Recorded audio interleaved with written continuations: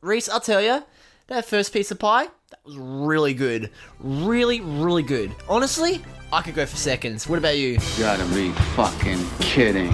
Here's the first movie. Did you know I'm utterly insane? Peel that pig and slice him thick. The body count is always bigger. Hi, I'm Chucky. Wanna play? The fucking trees walked in those movies. Hi, doggy. What a story, Mark. The greatest trick the devil ever pulled. It's just like your opinion, man. Life moves pretty fast. If you want your sequel to become a franchise. 37 dicks. In a row? I'm your number one fan. Hello, everyone. Welcome back to Marathon Me with our second entry into the American Pie franchise with a very aptly named American Pie 2. No fancy subtitle, no nothing. Just American Pie 2. They're straight to the point. If you like the first one, if you want more American Pie, here's a second one, a second piece of pie. If you want more pie, you're gonna get it. Exactly. And I want to run you through the history of American Pie 2. All right, let's hear it.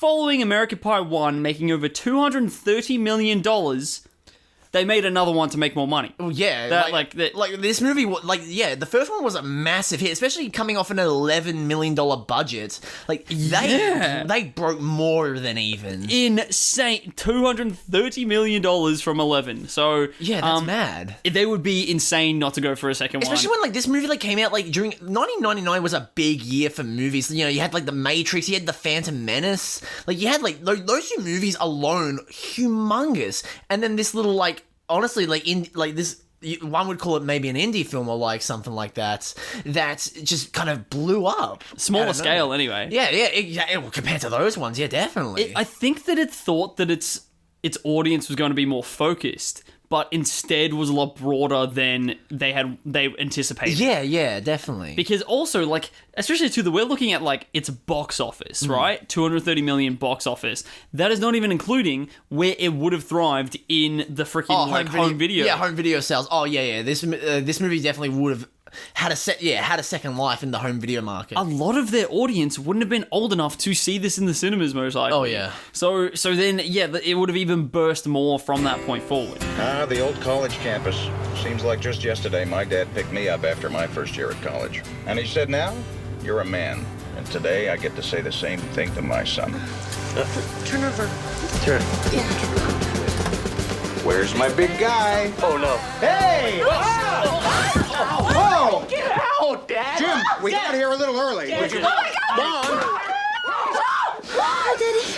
Daddy. I'm Jim's dad. This must be your daughter here. I didn't get her name, but hopefully my son did. They said they'd be friends forever. It's Stifler time, baby! Now, after a year apart... The one that got away, huh, son? You two made quite the handsome couple on the internet. Was brought up at a PTA meeting. They're about to learn that sometimes, in order to move forward, you've got to go back. Things are changing. Everything is. Who wants me to touch Amber? Oh, yeah! You guys first. What? You don't touch, we don't touch. That's right.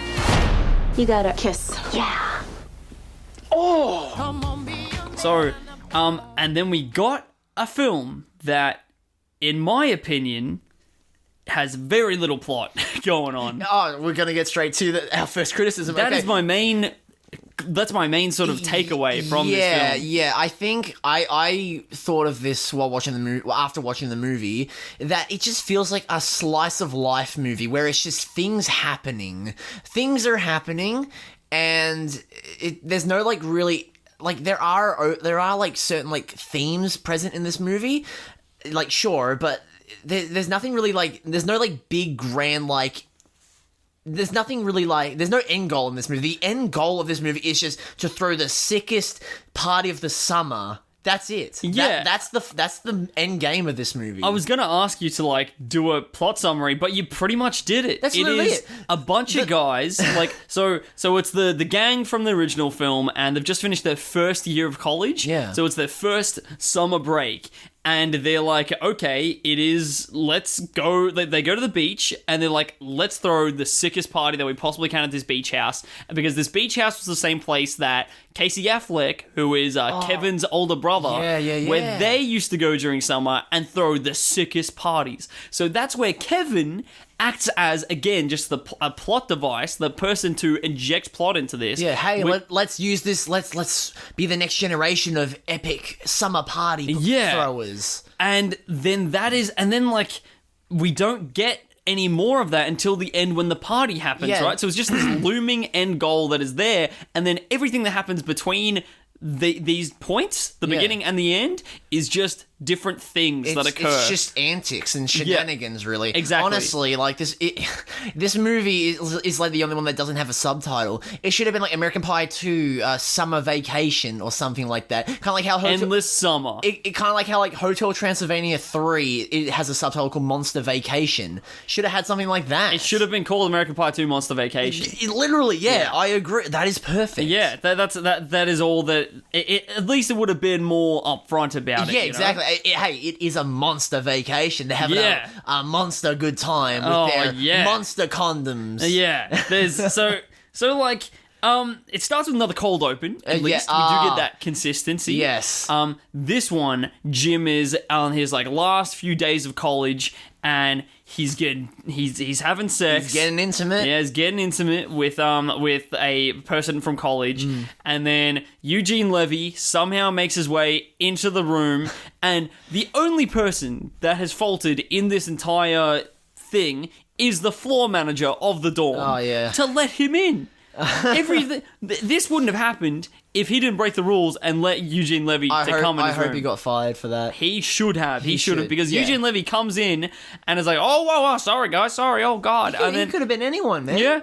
And then leaves, but then comes back to explain it's okay, it's natural, it's all right. Well, I think also he doesn't knock beforehand. Like, I just feel like after having the talk with your son in high school and all that, him being a college student, I feel like you would kind of maybe think about the fact that, maybe I should knock. You never know what's going on inside this man's room. Yeah, he may have not even been there. He may not have been there. Yeah, exactly. Yeah, if he's not in there, he's just like this man just lets himself in. Yeah, like, so that's where that's really where Jim would have been the most embarrassed. He's like, my dad feels too entitled to my dormitory. Exactly. He's always invading my personal space. Yeah, exactly. Too overbearing. But this is a pretty good cold open though. No, it's funny. It's funny. Even logical leaps aside, like it is like the worst case scenario where like first he comes in, but then he comes back and then tries to sit down on the bed and then is like, okay, let's talk about it. It's fine. And it's like, no, this is the last thing that you would need. No, please. And then the mother comes. Oh yeah, the mother comes in. She's like horrified. And then the girl's parents come in. And you can see the like freaking hatred and anger seething off of the dad. My lord, yeah. Oh, Jim probably almost got a beating. If it weren't for Eugene Levy being in the room, blood would have been shed. If it wasn't for the charm of that man to save him, then yeah, he would be dead man. The charm and the eyebrows on that man. Yeah, that saves this entire thing. Oh, man. But it's pretty much just like, well, what this is telling me is that there's still these awkward scenarios to come, and still not completely adept in sexual beings. Yeah, exactly. Like, just because like Jim's gotten laid and he's finished his first year of college, he's still not all that well adept in the landscape of just of sex, basically. Yeah, it's trying to... Which is also kind of hammered in later in the film with him and Michelle, how, when he runs into Michelle, she tells him that, like, oh yeah, you were awful, you sucked. Yeah. But I could give you pointers. It's like, just having sex for the first time is not the only sexual barrier that exists. No, exactly. Yeah. So that's what this is trying to explore, right? Yeah. Is that it's like, now actually understanding sex, not just doing it and it's done, right? Yeah, exactly. Yeah. And that's like but it isn't done completely throughout the entire thing that I feel is organically like meshed with it. It's just like a side factor of the film. It kind of like just like picks and chooses when it wants to focus on that theme, which is a good theme to tackle. It's a sensible evolution of the previous film's theme of like, oh yeah, your first time it's not going to be perfect, but you make it the perfect experience. Well, despite it not never going to be the fairy tale perfect experience, you know? I mainly only remember this film as the set pieces that occur in it, right? Like, that is just, same here, yeah. I only remember it for, like, some of the big outrageous scenes, really. Yeah, the actual, like, even though that we didn't watch it that long ago, it feels like I'm trying to go into the deep depths of my mind to take out these character arcs and what happens. Finch's character arc. Oh, his character arc sucks in so this. I like Finch in these movies, but my God, he's wasted in this movie. I think he's wasted in a lot of them, but specifically this one. No, this one especially. Like, Yeah. at least in, like, the later ones, I'll talk about them, but, I won't mention about the later ones because we'll talk about them when we get to them. But, yeah, in this one, it sucks. All he is doing is, like, doing, like, weird sexual yoga. He's become, like, enlightened since having sex with Stifler's mom. Yeah. That's, like, what it's trying to show, right, is that he's in an enlightened state, that he's become very spiritually connected now from that. Yeah, but that's all bullshit, because then he just starts, like, crumbling down, like, when he finds out that, like, Stifler's mom isn't coming over to the party. Yeah, and it's a very, very stagnant, like, plot arc for him, right? They really did. I think it's for him and the rest of the friends in this movie, they kind of didn't really know what to do with them. Like, I feel like Oz and Kevin, they have decent kind of story arcs. They're just not developed at all. No, they barely get any screen time. Their little, like, story arcs that they go through. Man, I think that Oz's, like, yeah, his arc is on par with how shit Finch's is. Yeah. Like, what is his? It's just developed. Like, but it tackles like a relevant kind of theme in a relationship, long distance. But why it's so shit is because I think at least for us, we don't really care about his relationship with. Does it say anything about long distance relationships though? Not really, no. But like it's there, it's there. But yeah, it doesn't say anything. But like I feel like they just they were kind of checking off a box. I reckon they're like, let's talk about long distance relationships, and it's there. But it shows that long distance is hard. It's like, yeah, tell us something we don't know, man. Like, come on. And also because I like Oz, but I don't feel anything I don't feel any connection to his love interest. Like, I don't even remember her name. What was her name? Emma? Heather. Okay. Emma, what the hell? Yeah, but I've got no freaking connection to that. And we watched a lot of these movies with Jacob. Jacob said that they were the relationship that he cared about the most. What? And I'm like, what? What are you talking about, man? Oh, come on, bro. Because it just goes nowhere in this. They start this as the same people in the same place in the relationship as the end. She just eventually comes to the party, and then they're able to have sex in person, right? There's one point. I think there's maybe one point where he has a bit of jealousy because she's in a villa with a bunch of European men, and it's I'm jealous because my girl is alone with other men, and it's but then nothing's done with it. It's just one line of I think it's one scene, and then it's just nothing else. They don't talk. He doesn't talk about it with his friends or anything. It's just because I'm jealous.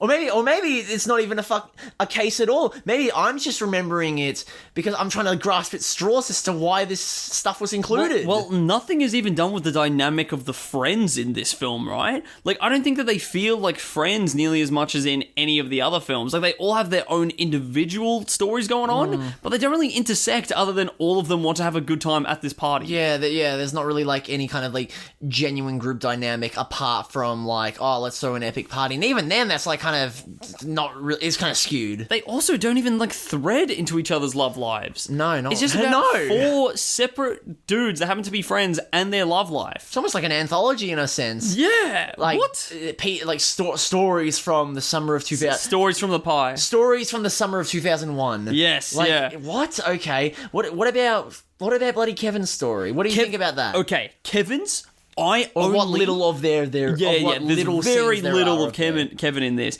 but it is probably my favorite of the side dudes. Jim's is the best in this one because of Michelle. Well, also because it's the one that actually gets decent development. It gets development with Kevin. So his arc in this, right, is that him and Tara Reid are broken up, and then like he meets, like he sees Tara Reid again after their breakup and isn't sure where their relationship sort of is. Yeah, like whether or not they can be like friends without that like awkward kind of like the whole like, you know, like, oh, we're exes, but can we still be friends? Yeah, and it's like I care about you still, but I know that we're able to see other people and spread and branch out and make other connections. Yeah, but there's still that like kind of layer of like a little bit of layer of jealousy and like bit like, oh, she's with another guy. Yeah, her being with other guys, then he like. So why his is annoying is because he feels entitled to being able to be with her still, even though that they haven't seen each other in a year, and they have broken up and they've spread apart and they're seeing other people doing other things, and like she wants to be like that, and but then he still feels entitled to a relationship with her, some sort of thing that's there, but and. It's not developed at all. They only interact about twice directly in the film. But I sort of now am justifying this to myself that works for his entitlement, that he has only seen her twice on this summer trip, but then still feels that masculine entitlement of, I still deserve this woman because I've invested into her. I think also to cut him some slack is that also this, I'm assuming that this is his first like proper relationship that like he's ended, that has ended, so he would, I feel like it's honestly kind of fair enough that he would feel like maybe a sense of entitlement, because this is my first love, this is like the first girl I've ever felt strong feelings for, and I don't have her anymore. Like obviously I'm not like saying like, oh yeah, I'm not excusing like his like way of thinking, but like I kind of get where he's coming from, because I felt that way when my first my first ex-girlfriend was dating a new guy. Like I felt that. Do we want to who happens to be the man that I mentioned about 5 minutes ago, Jacob? Yeah, my first ex-girlfriend was eventually dated. Now obviously I was totally like, I said I was cool with it, and yeah, sure, and, like, mate. Yeah, no, I was. I was. I'm not anymore. Years later, no. Obviously, I was, but like when I saw them together, you know, like I was like, you know, young, 17 and all that. I was, you know, I would feel like feelings of bitterness and jealousy because I was still like a young kid, and seeing the first girl I ever like had strong romantic feelings for with another person, like. Obviously, in some, it's going to rub me the wrong way a little bit, even though, like, I know it's for the best that we're not together anymore, and she's happy with someone else. Like, 95% of me, like, felt that way. Like, oh yeah, nah, like, you know, good that they're together. But obviously, there's like that little voice in your head that's like, oh no. You're entitled to her. You should get back together. She should get back together with you. You're better. It's learning this lesson to move on, right? Yeah, and that's like an important thing that everyone needs to learn. And I think that's what Kevin's arc was at least aiming for. Yeah, it didn't develop it that well because you just get so little of him actually on screen. I wish that it was explored more, because like the more that I've thought about it and the more we're talking about it right now, that's just making me pissed off at the movie even more and the writers even more, that this is a genuinely good concept that I feel like a lot of people can relate to and like learn from, and the fact that it's barely explored at all is ludicrous, honestly. These arcs felt like an afterthought to join together merely the set pieces in this film. Yeah, it felt like to me. And look, they're fun set pieces, but like, you know, I wanted a bit more, you know, but we're here to evaluate a bit more the film, meat on the bones. Yeah, you know? Meat on the totally. bones of this film. You know, not just this is like a dessert sort of thing that's like very, very sweet, but then it's not very fulfilling. Yeah, right? yeah, I agree. Yeah, like it feels like a side quest. Yeah, it's the most side questy of the mainline American Pie films. This feels like a spin-off, if anything. Yeah. It just feels like like a summer vacation spin-off. If you told me that this was like direct to video, then I would get it. I would get it, right? If it wasn't for the quality of these set pieces. Oh yeah. And then we have the main arc, which is Jim's and his like discovery of love for Michelle. Yes. That is also tied together by, for some reason, Nadia still liking him and wanting to come down to see him at the party. Well, like, so that they can hook up. We get a tease, because like at the end of the first movie, we get a tease that Nadia is still in Jim's life because they're like video chatting each other. Oh at the my very end god, of the you're movie. right. And then in this one, it's like, they explain that they've been like exchanging letters or something. They've been chatting for like a year, for the better part of a year, and it's like, why does this girl still want him? He ruined your life. It's Stockholm Syndrome. Yeah, honestly. This man ruined your life, but you cannot picture a life without him. Oh my lord. Yeah, true. That actually makes a lot of sense. That's heartbreaking, man, because Nadi is just lovely. Oh my god, yeah. Oh. And but I still love Michelle more. So so seeing their relationship budding is one of the best things about this film in a meaningful way. It's sweet, even though like it's funny. Like I will seeing Alison Hannigan in any other like show or movie. I will never be able to unsee her as Lily from How I Met Your Mother. So like, seeing her get intimate with Jason Biggs feels a bit wrong because it should be Jason Segel that she should be getting intimate with. For me, they both at a equal level in my brain that I don't get too protective of her and either of them. I get where you're coming from, but like I am a hardcore Lillian Marshall stan. I get protective of her when I see her in like Date Movie. Have you seen Date Movie? No, but isn't she like really fat in that movie? Like at the start? Isn't that like a whole bit? They're like basically doing like a shallow hell type thing. Yeah. Oh yeah, a little bit. Yeah, this is like for the uninitiated of Date Movie. It's just like it's from 2006, terrible parody movie of the rom-com genre. And the worst offenders of these like parody films are the ones that parody already comedies, because then you're trying to make already jokes that are also from like films that are identifiable and usually quite popular and successful. Yeah. You're trying to make those jokes even funnier somehow, and the only way that they can think of doing that is by just making them more ridiculous and taking all of the quirkiness and actual like intellect out of it. So yeah, Date Movie is one of the worst ones. And Alison Hannigan, that's her name, right? Yeah. Yeah, she is the main actress in this. And to see her get any romance with any of these people is awful. You just think, no. Fair enough. She's better than fair this. enough that you'd feel protective over that because, like, I haven't seen it and I don't. Well, actually, one day I'll see it. It is on a level with Bucky Larson and. Are you serious? Really? Yeah. It's not quality wise. I mean, like with Bucky Larson and Christina Ricci, and like how you're just like no. Okay. Sorry, I thought you were talking about like quality of the film. And like it does not look better than it that. does not look that bad. It just looks like maybe it would just be like just boring. If anything. Oh no. It's better than Bucky Larson. Well, I mean, a lot of there's one. Dirty Grandpa is the only thing that I consider lower than Bucky Larson.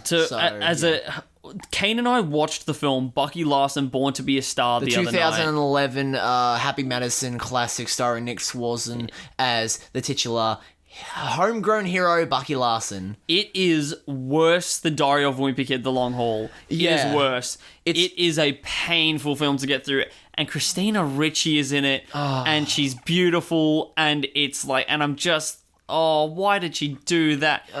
It's painful. It's honestly, I feel so bad for her. Yeah, I feel bad for everyone involved. Oh my lord, yeah, it's not a fun time. It's like you said, it's worse than Long Haul. It's worse than Alien Covenant. Yeah, it's worse than any of like the awful movies that we've covered on this show. Yeah, definitely. Yeah. That will be like one day maybe for like a 100th episode special. We'll do Bucky Larson just to fucking torture ourselves. Oh god, we need to be like just drunk during that episode. We experiment. We take some highly experimental drugs to see if it makes it somehow better. We do DMT before talking about it. Oh my god. Bucky Larson DMT trip. Listen, man, if Joe Rogan can do it, I'm sure we can. Come on, man. Joe Rogan has watched Bucky Larson on DMT. Well, yeah, man, he was, that's what he's famous for. Yeah, episode 1663, he's talking with Elon Musk about Bucky Larson Born to Be a Star. Yeah. Yeah, no, great episode. Don't like the podcast at all, but great episode. So Jim and Michelle's romance, right? Yeah. I feel like that feels fairly natural, and also I think that it's satisfying because you see Jim appreciating Michelle as a subject more than anything else. As a person, yeah. And like even though I'm very defensive about like the Lillian Marshall thing, but like her and Jason Biggs have great chemistry in this. They do. I genuinely believe that they're like they're comfortable around one another, and then I believe when they eventually start to when they fall for each other, I think it's really cute. Like I don't have my heart swoon at bloody teen comedies, but when they got together, I'm like, oh, that's really nice. I totally. like that. One thing that I totally glossed over when we were talking about the beginning, one thing that I really like early in the film is where they comment on the dynamic between them and high school kids, because it's Jim and his posse. They're at a high school party, and they're looking around and they're going, "Are we the cool college guys that are like older, more mature, and interesting, or are we the lame college dudes that are hanging out with people younger than us because we can't hang out with people our own age?" And this is where we are. We are here. We've literally had conversations about this, man. Like, we've been at parties and have lived these moments. Yeah, that was a very real moment for me. That also was like a concept that was, I thought, interesting to explore. It was a little one line, but it was more thought-provoking than pretty much anything else in this film. Oh, definitely, yeah. It brought me back to, because we talked about Kane's little brother on this podcast. He's 2 years younger than him, than us. Yeah. And we're quite involved in his friend group, so we've gone to his parties for like quite a lot. And I think that for the first time ever, when in like is this 2020 Regan's? Yes. Okay. Yeah.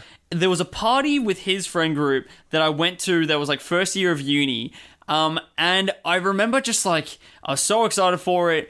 It started being really good, and then I just felt this emptiness and this sadness and discontent of, I am too old to be here. And I've never felt too old for something in my life. Yeah. And it was just like, damn, this is not my place. I've grown out of this place. This is awful. Damn, man. See, like, I didn't feel that way at Regan's. I kind of felt that way more at Nicholas's birthday this year, honestly. Like, I was like, oh, okay. Damn, I'm an old man. What the hell? Like, I'm outside smoking a cigarette with Jacob, and then like Billy was out there with us, and we're like, we're the old. And Callum was there too, and we're like, we're the oldest guy. We're the oldest people here. We're bloody ancient. Hell, we're smoking cigarettes. No one does that anymore. Yeah, they're all vapors. They're all vapists. Yeah, it's very weird. We're the last like age of people, basically, almost to smoke cigarettes. Jacob said a quote that I love: "We're a dying breed." Yeah, quite literally and figuratively. I don't smoke cigarettes, but it is like, yeah, my peers that are my same age and Kane will smoke cigarettes, and that is it's rarer and rarer for younger people to do this. Yeah, like it's interesting to see, honestly. It's because everything is cooler with an E at the front. Yeah, e-cigarettes, e-scooters. I will never smoke nicotine. E-mailing? Oh man, I will never, you should get on top of this emailing. I will never have nicotine unless it's mango flavored. Oh yeah, yeah. Or in my case, strawberry flavored. Yeah, he just pointed at his vape that he threw on the bed so that he wouldn't get distracted and try and vape during this. Exactly. I'm totally not scratching at my neck right now. It's just craving my neck's hit. He can have the best of both worlds.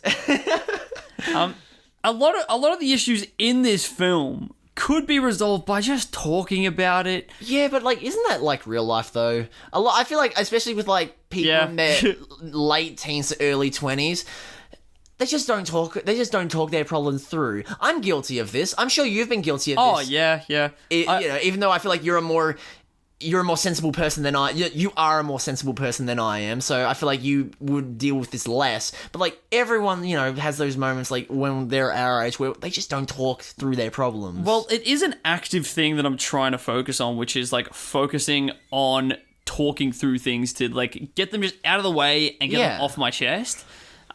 So that's with like most issues that are happening now. Yeah. Like follow up to the I think that Lawrence just came home, but follow up to what we were talking about on last episode. Yeah. But like when this whole TV thing happened and the TV got smashed, it was like, I want to talk about this immediately instead of like just like letting it sort of fester and build up. Don't be one of that. No. Got to get it out of the way. But it's still something that I actively have to remind myself and be like, oh, don't think about it. I mean, no, just do it. Face it, grab it by the balls. Yeah. Let it happen. Just rip it off like a band-aid. Just do it. Discuss it now. Yeah. Yeah. Which is something I'm working on, but I feel like I'm getting there. But that's all right. It's something that we all have to work through. Exactly.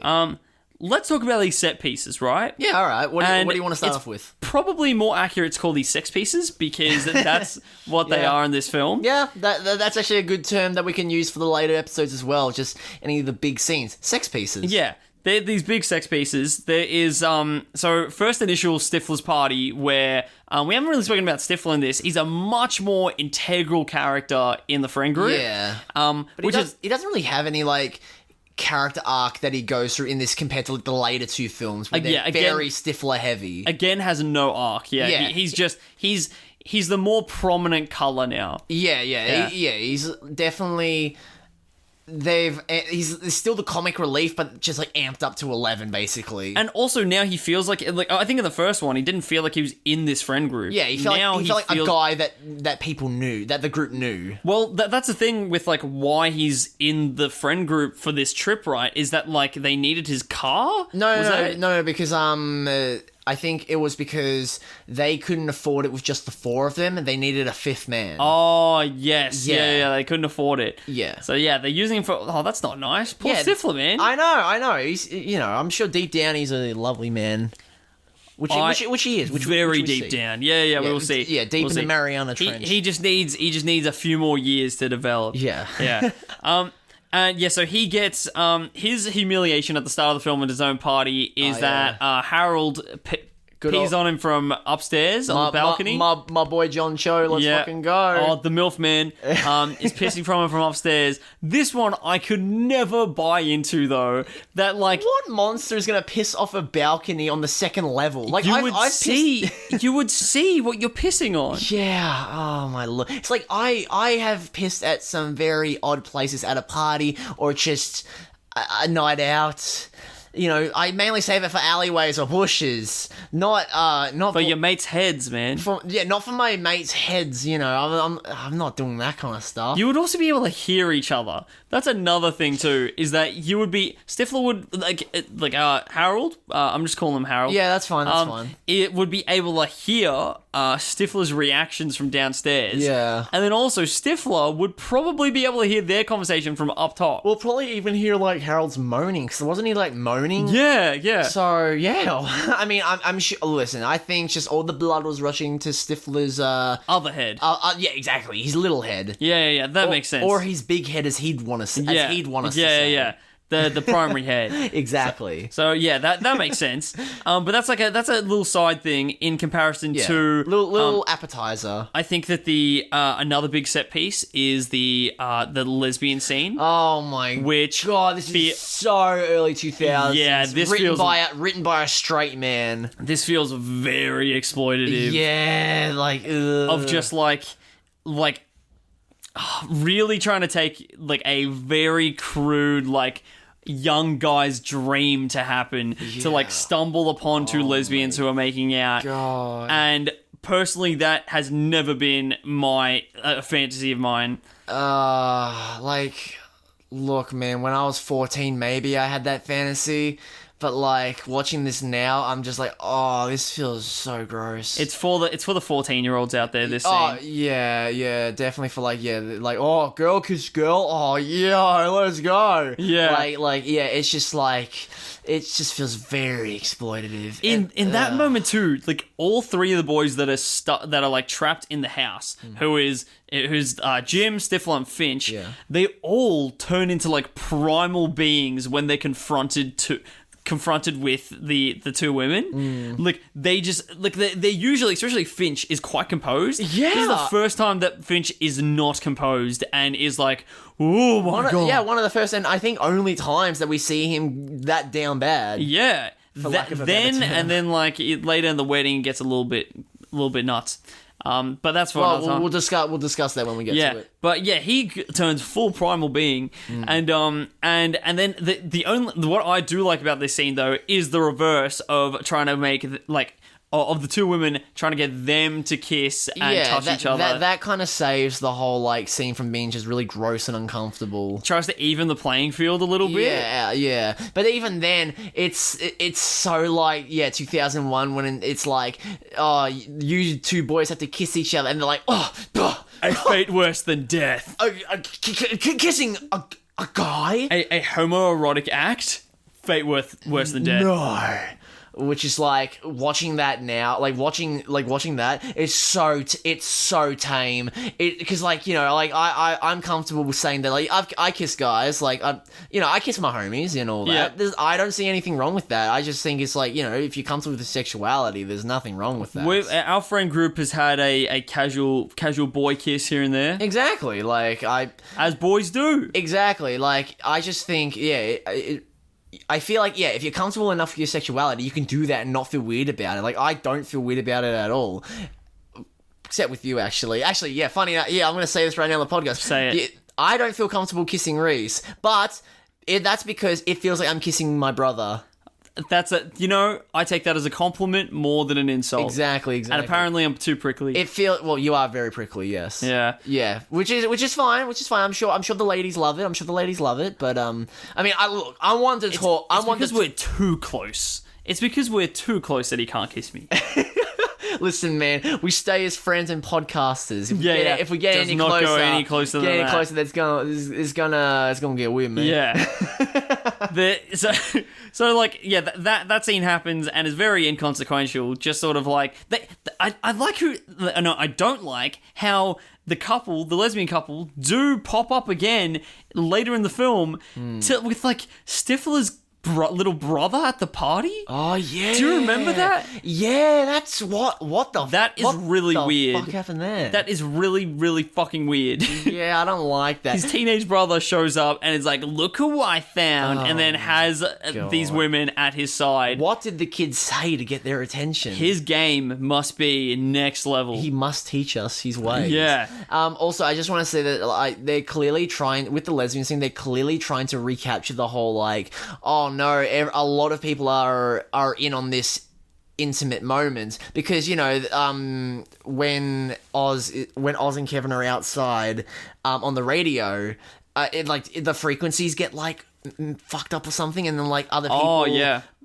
Truck drivers, a dad with a toy walkie-talkie, a restaurant diner, they're all hearing this play out on audio, and it's they're clearly just trying to recapture the magic of the magic, I call it. It's the gross magic of the whole Nadia live stream. Well, it parallels the actual formula of it parallels almost identically to the Nadia live stream, right? Yeah. Is that it's a voyeuristic thing. Yeah. The boys trying to watch these women, and then the tables are turned, and one of the guys is made to be vulnerable, and then is exposed to all these multiple people. Yeah. It's the same thing, just different backdrop. Yeah. And now with two women instead of one. Yeah. Oh. It's literally we've upped the ante. Lesbians now. Yeah. Oh my god. Yeah. We've gone from just fucking child porn to fetishizing a sexuality.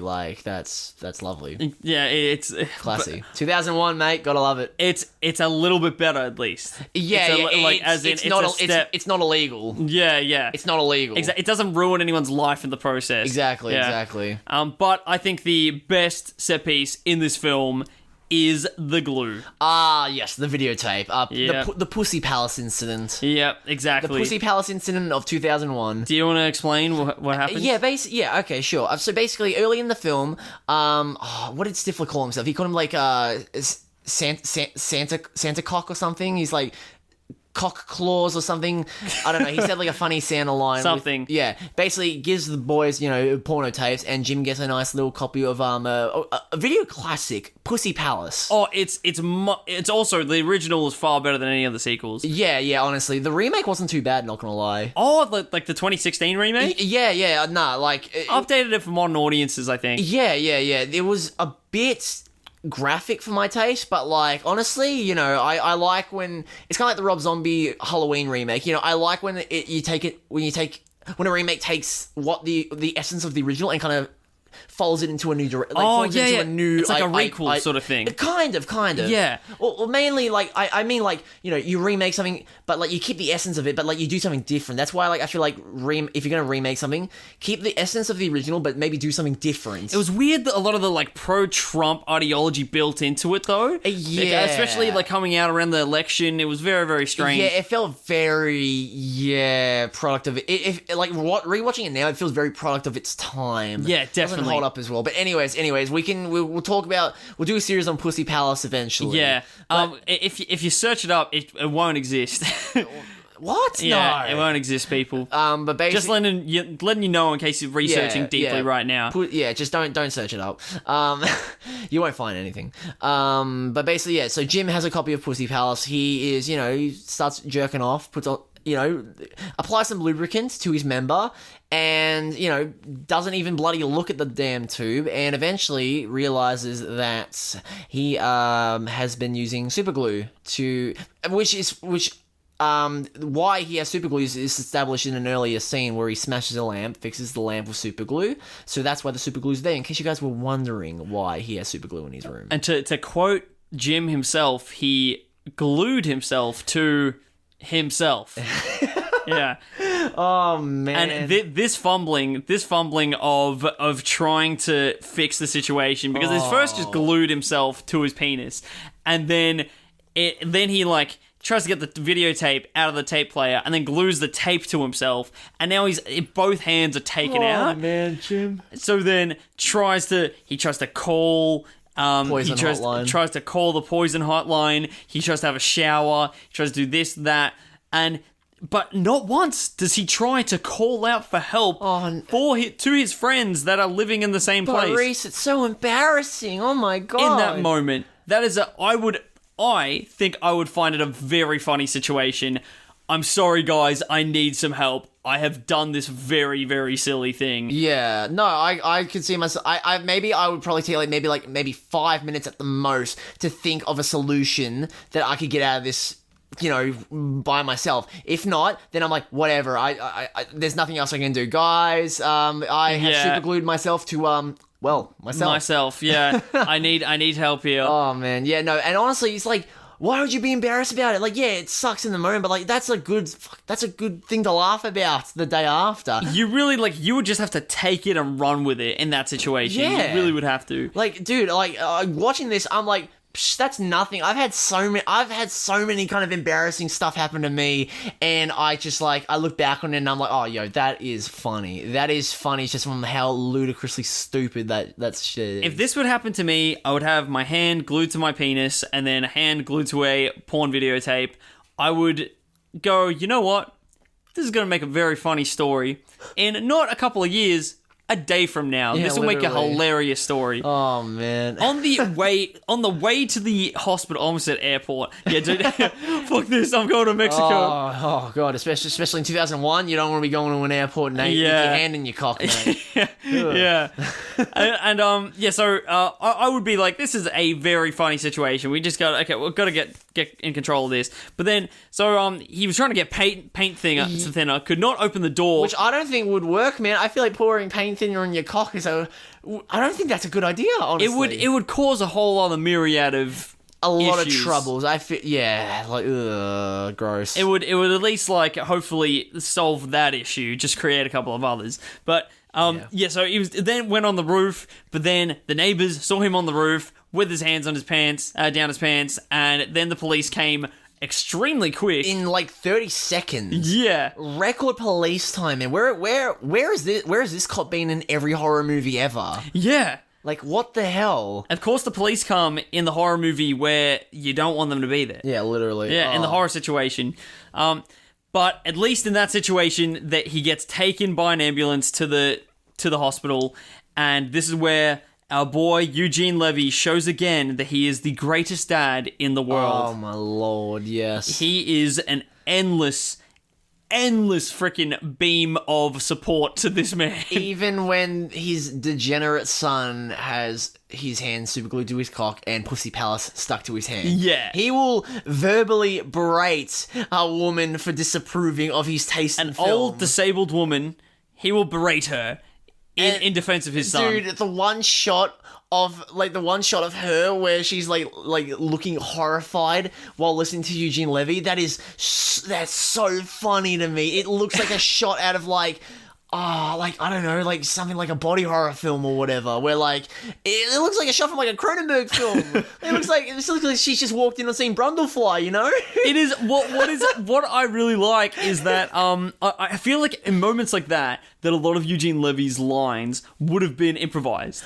I'm pretty sure. I'm fairly certain that he would have had free reign to improvise a lot of his dialogue. And the way that he's like, you don't have a penis, do you? Or maybe you do. Maybe you do. Yeah, that feels very natural. improvised and very natural. Yeah. And I don't like already. This is a conservative enough woman to be offended by seeing the presence of a porn videotape. But hearing the word penis and being accused of having a penis by a random stranger. Oh my lord, dude! We don't see her again in the movie. Maybe she died of a fucking heart attack, man. It was just too much to handle, too much to take. Yeah, well, I hope she's resting in peace, you know, or maybe not, because she did diss Pussy Palace. I will not stand for that. She just hasn't seen the remake. Oh, That's why. She just gave it a chance, you know. Yeah. I feel like Rotten Tomatoes really screwed over the original. Okay, we gotta stop talking about that. But here is the second act crisis, though. The end of the second act crisis is that now, even though that Jim has his penis disconnected from his hand, his penis is out of action for at least a few weeks. A few weeks? It's like 7 days, mate. What? But the party's in 7 days. At the start of that scene, he's like, it's a couple of weeks, mate. Yeah. Yeah, the really pissed off doctor. Yeah, this doctor is very angry and annoyed at this. Yeah. And like, okay, this is what I don't get about this doctor, right? Is that Eugene Levy, being the legend that he is like, he has a special lady friend that's common and they want to get intimate. Is there a way that we can, shred a couple of days off? And then he's like, and the doctor opens a drawer, gives him some ointment. This will shave a couple of days off. Why would you not give him that ointment in the first place? As I said earlier, it's because he wants him to come back and then give it to him for extra pricing. That's how the American healthcare system gets you, mate. Extra prices, extra fees. Yeah, mate. Less health. Exactly. Less health, more money. The American health system to a T. Oh my lord, yeah. We know our stuff when we're talking about the American healthcare system. And like, have you been in a situation like that where you have not been in service, but there's potentially something coming up where you want to use your tools? No, what? No, I don't. You haven't? No, Okay. I don't think I've ever had my cock being damaged or whatever. Oh, No. okay. No, because I've never had surgery or any of that kind of stuff. Have you never cut yourself shaving and then been like, oh god, there's a party. What if something happens here? No, I don't use a razor when I'm shaving down there. I just use a buzzer. You can still cut yourself with a buzzer. Well, I haven't yet. I'm just that good, mate. Oh, well, good. I'm also very careful because I'm very scared about nicking myself. So yeah, I'm very careful. Because I remember one time I had to use a proper razor down there, and went to school the next day. My lord, the itchiness. Oh, that was the first and only time I ever used a razor. Never again. Never again. I thought that I got an STI. I thought that I thought that I had some sort of infection down there, but I had just shaven myself. It was terrible. I could not believe how itchy it got. And because, I'm 15 at the time, I'm like, I don't want to scratch anything. I'm going to look like... Because, I already kind of looked like an incel back then. And, I just feel like, scratching my junk would just give me a worse look. I can't be having that. It's a fault, though, that everyone has to make to then move on and know never to do that again. Exactly. It's an L that we all must take. It's a male and female rite of passage. Oh, yeah, completely, man. Yeah. I've been in situations where I've nicked myself. I used to use this. This is very getting into deeper details, but I used to use this electric shaver that was really old and really sharp, and I think it was made for hair. Yeah. And as in head hair. Yeah. And I used to cut myself quite often with that by accident. Jesus. Yeah. I was a trooper though. I just kept on getting through it, and there were a few times where I'm like, oh no, this is. If anything happens tonight, this should not be the night. Yeah. No, anything but this. But anyway. Anyways. Anyway, we're now at this point pretty much at the end of the movie. The big party. And you know what? It's a fine party. It's a fine party. That's I think the best way to describe it. It pales in comparison to Stifler's house party at the start of the movie. Exactly. Like, does anything really interesting happen at this party? Apart from, like, Kevin getting all butthurt about Vicky with another guy? It's... So I remember that's all that... it's just like, you know, everything is summed up here. People's love interests, they see, they bang, they... with Jim, he realizes that he's not in love with Nadia, he's in love with Michelle. Yeah. The Shermanator gets with Nadia instead. Yeah, the Shermanator, the one true couple that is deserving of this franchise. The absolute mad lad unit that is the Shermanator. Also, speaking of the Shermanator and his wardrobe, can we just talk about the wardrobe of this movie? How I have a note here that I love the freaking outfits. I really, you know how like Stranger Things made like 80s nostalgia like popular. When are we going to get late 1999 to like 2002 nostalgia? When are we going to get that? Like with the like Jinko jeans, Limp Bizkit, spiked up hair, Sum 41, like new metal. Like when are we going to get those back? We haven't yet. Tony Hawk's Pro Skater, Jackass, bro. Yeah. I feel like we're close. I am really keen for that. A like sleeper hit was Jonah Hill's mid-90s. Oh, I really want to watch that. And that is a couple of years before this, right? Yeah. Like so we're just having to wait a couple more years and then this will happen. Dude, I'm so keen. I'm so keen. Have you seen mid-90s? No, but I really want to watch it. It looks really good. Beautiful. Plus also, I love Jonah Hill as well. He did for his directorial debut. He does so well. What's the main kid been? I've seen the main kid before. Has he been in anything else that I know of? Because for some reason I thought it was the same guy from Honey Boy, but I know it's not. He has he's been in quite a few things now. Oh. But when you like, he's in Killing of a Sacred Deer. The House with a Clock in its Walls. Oh, that kids movie directed by Eli Roth. Yeah. It sounds like this is the most freaking, like, porn parody converting title. The House with the Clock in its walls. Yeah. Oh, my lord. The House with a Cock and its balls. Could I just quickly... It's so easy. Off topic, could I just quickly ask, you mentioned Killing of a Sacred Deer. Did you like that movie? It didn't do that much for me. I watched a very bad copy of it with my parents, though. Yeah, I really didn't like it. I thought it was just goofy. I thought it was just a goofy, boring mess, honestly. Like, I get it's the style. It did not resonate with me at all. And my brother was so upset. My brother was like pissed at me for that. He did not approve. Yeah, it's God. Oh my God. Yeah, listen, it is what it is, man, but I just did not care for that at all. And now it makes me nervous to watch Yorgos Lanthimos' other films like The Lobster. I really want to watch The Lobster. That, I don't think that you would not be able to enjoy that. Well, that's the thing, because I love the premise of that movie, so I'm really keen to watch it. But anyways, we'll save all that for our Lobster, yeah. Yeah, for our Yorgos Lanthimos for our lobster-themed freaking marathon that has Annie Hall as the fucking what's the new bar? It's like something a Barb goes on a big adventure or some shit. What? I don't know. Don't worry. The episode of The Simpsons where Homer gets Pinchy, the lobster. Oh, beautiful. That like Marge didn't cook it. Homer cooked it. Yeah. Look how cute he is. Yeah. Mommy, kill that bloody disgusting crustacean. Oh my God, that is. It feels weird when you do your Marge impression, you'll say her saying like Aussie slang, and that is when it falls apart. That's when the impression falls apart. Hey, listen, man. If you guys ever need an Australian dub of The Simpsons, You got your march right here. I'm telling you that much, mate. So at the end of this movie, the actual changing, just immediately, Anyway, go on. the changes that we see are very minimal inside the characters. Yeah.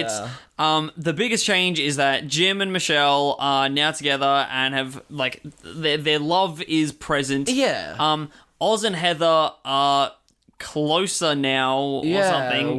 Whoop-de frickin' do. Kevin has been able to move on from Tara Reid, and then Finch gets to fuck Stifler's mum again. Yeah, great. Cool. And those are the literally just rehash the same joke from the first movie. Yeah, it was just it again. Yeah. Oh my word. It's it was kind of funny the first time, but like this is the point where we're starting to get sick of it. We're like, yeah, we get it. Come on now. Oh, but Rhys, remember, he learns her name. Do you remember what Mrs. Stifler's mom's name was? I don't. Me neither. I was hoping you did. I do not remember her name. Shows how much they're really amping it up. Oh, yeah, definitely. Yeah. Oh, my word. The importance of her name. Oh, my word, yeah. But, Kane, the most important question, and what we've been waiting for this entire time, is... Would this fly today? Do you think that this film would be politically correct enough to fly in 2022? I feel like this wouldn't, because at least with the first one, as, risque and politically incorrect it got, it still had, like, the core message. It still had the core message of, sex and love and all that. And its realistic portrayal of teenagers. With this... there's not really any thematic depth to go on, and all it is just like things happening, slice of life. Like, yeah, there is little traces of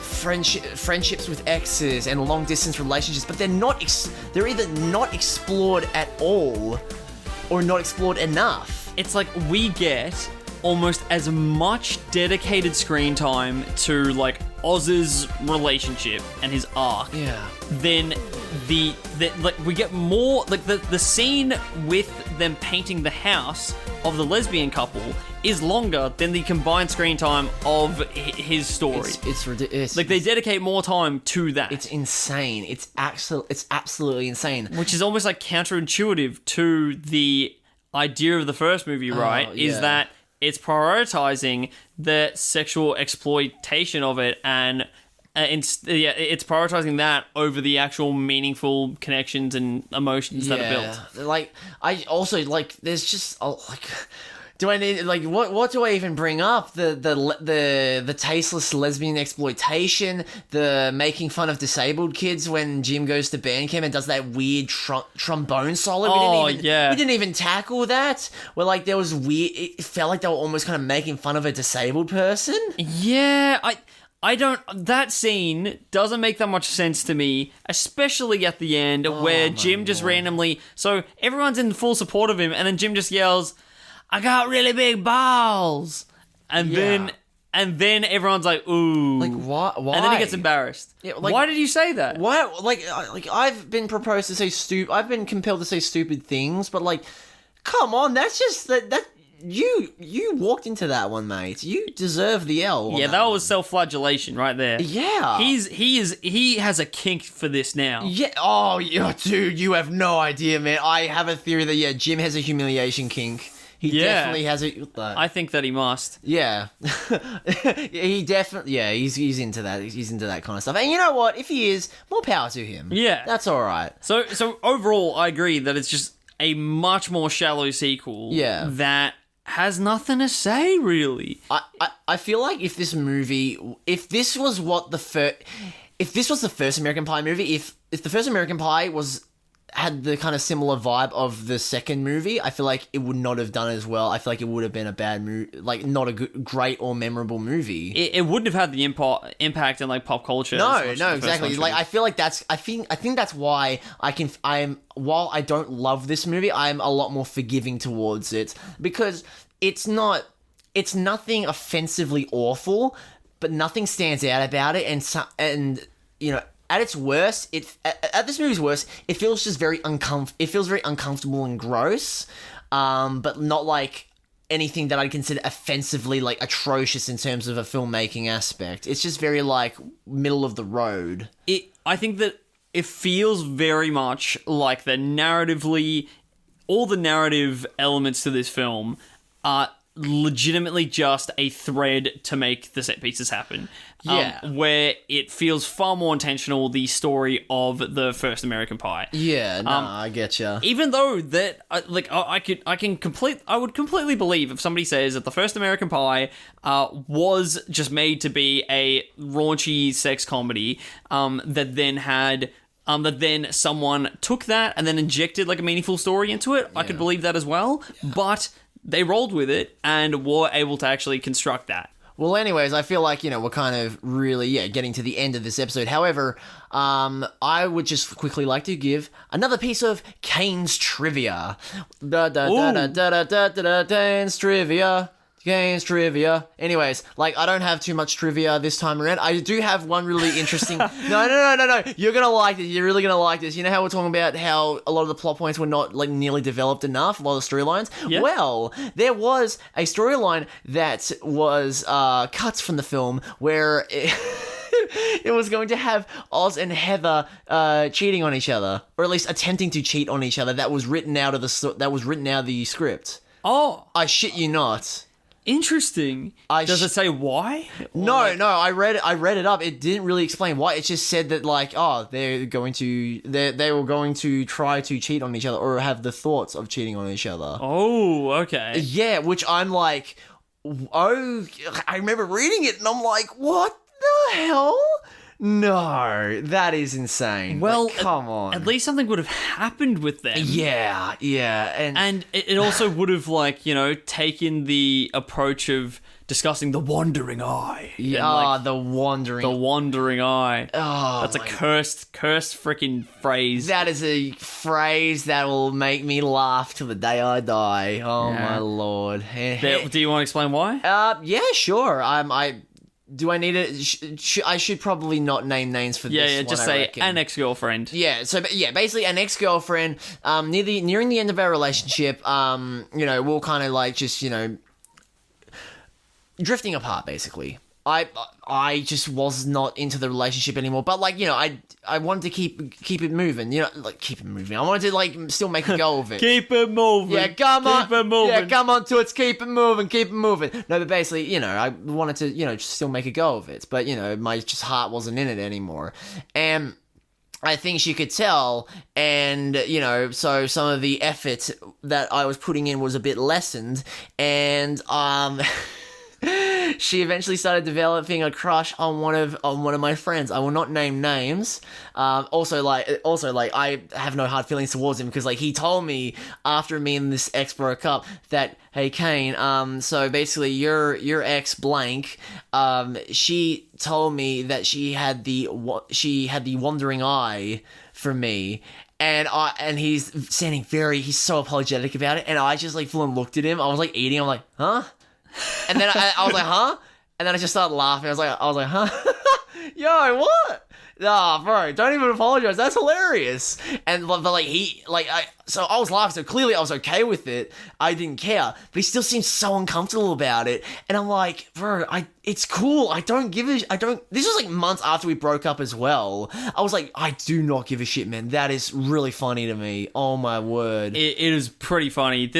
She was a character, individual. She was this is a very funny interaction when we all met her for the first time. We had a party hangout thing with our big extended friend group. So it was 20 people or a little bit under 20 people. This was the day after. This was near Halloween, yeah? Yeah. Oh, yeah. It was at our friend Perry's place, and Kane brought his girlfriend over. No, I didn't bring her. No, I was going to invite her, but she said she was busy, and then she and Perry were like, "Oh, gonna come as a surprise and all that." So, yeah, which I was like, "Oh, okay, epic." So she came anyway and got introduced to the entire friend group, and it was almost synonymous. It was a bit heartbreaking for us because we didn't know how to sort of tell Kane. But afterwards, when we met her, and it's what do you think of like her?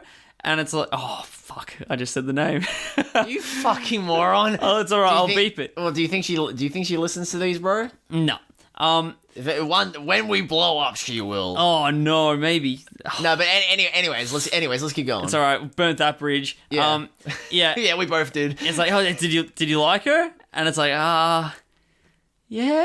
Yeah, and because I was like still, got the rose tinted glasses on, I was like, yeah, cool, man, fuck Yes, my friends like her. Oh man, Jesus. But anyways, well, look, she introduced herself to you guys as my jailbait because she was 4'8", even though we were like 4 days apart. she had a catchphrase, a real life person with a catchphrase. Oh, and it was God. 4'8", not that great. Oh my lord. So she had a sense of humor about herself. Well, yeah, and also I hope she's doing good. I hope she's doing good. Oh yeah. I still I haven't spoken to her in a while, but she seems to be good.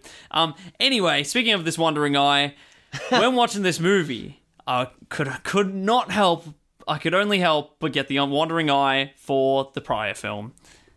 Yeah, and I can only get a wandering eye for the next film, American Pie: The Wedding. Or American Wedding, whatever you want to call it. We'll see you next week. See you, lovelies, and don't forget to RSVP for this wedding.